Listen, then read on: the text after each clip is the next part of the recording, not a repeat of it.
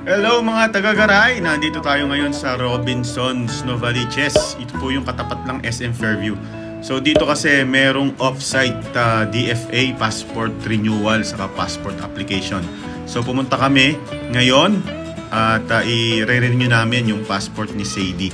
So na-expired na kasi siya.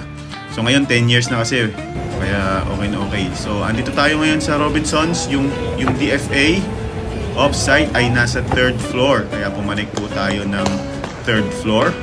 So ang gagawin po natin ay renewal ng passport para sa minor. So ano-ano bang requirement para ikaw ay magpa-renew? So unang-una, dapat meron kang appointment. So meron tayong online appointment. Pangalawa, merong application form. Pangatlo, appearance. Syempre, nandyan dapat si Sadie. So yan po yung off-site DFA passport services nasa 3rd floor. Okay, supunod, dali mo yung lumang passport niya, tapos marriage certificate kung isa lang yung kasama ng bata. Original photocopy ng guardianship kung guardian yung kasama. At syempre, passport or valid government issued ID ng kahit sinong magulang. Tapos school ID kung meron. So yan, step by step. Step 1, step 2, step 3. Dahil walang masyado, mabilis kaming natapos. Pakikwento ka, mami. Walang pila ng kukonti. Kaya mabilis.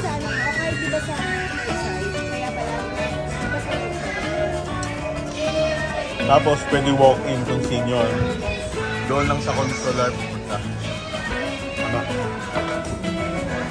Okay, sa mga senior citizen naman, dahil si tatay kailangan din magpa-renew. So, kailangan lang ng mga requirements para sa renewal. Okay, so hindi na kailangan dito sa off-site. Ayan, habang naglalaro si Sadie, samahan nyo ako dito sa DFA kung saan pupunta po ang mga senior na walang online appointment. Yung kasi yung pinuntahan nila mami saka ni Sadie, yung off-site para sa mga may appointment yon, saka simple renewal lang. So dito, katapat lang din ng off-site, ito yung pinaka DFA talaga. So dito pwedeng mag-walk-in yung mga senior citizen. So may mga requirements din. Ayan, may malaking parang poster dyan. May mga requirements na nakalagay, pero sasabihin ko rin sa inyo. Wait. So ayan pala. So i-post nyo na lang yung video. Yan yung requirements para sa renewal para sa senior citizen. Ayan, dito sa baba. Courtesy lane. Yan po. Ang mga may courtesy lane na walang pila at walang schedule, ayan, mga senior citizen, PWD, yung mga ganyan. Okay? So, ipapasa nyo lang din yan. So, simple lang. Para naman sa new application ng minor, yun din yung requirement. So, confirm ang online appointment, accomplished application form, personal appearance ng minor, PSA. Ito ang kailangan, yung birth certificate, PSA. Tapos, marriage certificate din ng magulang kung isa lang yung kasama.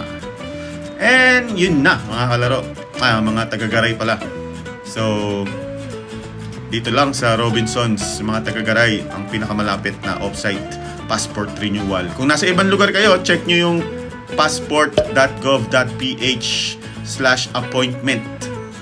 At may mga lugar po doon kung saan pwede kayong mag-apply ng passport or mag-renew ng passport na expired. Para sa amin dito sa Sagaray, Bulacan, ito po yung pinakamalapit sa Fairview, katapat ng SM Fairview. Robinsons Novaliches. Meron din sa Pampanga, kaya lang parang mas malapit. After nyan, lunch, King Sisig tayo kay Kong at Bondat ang mga binata ko. Okay, ayan na.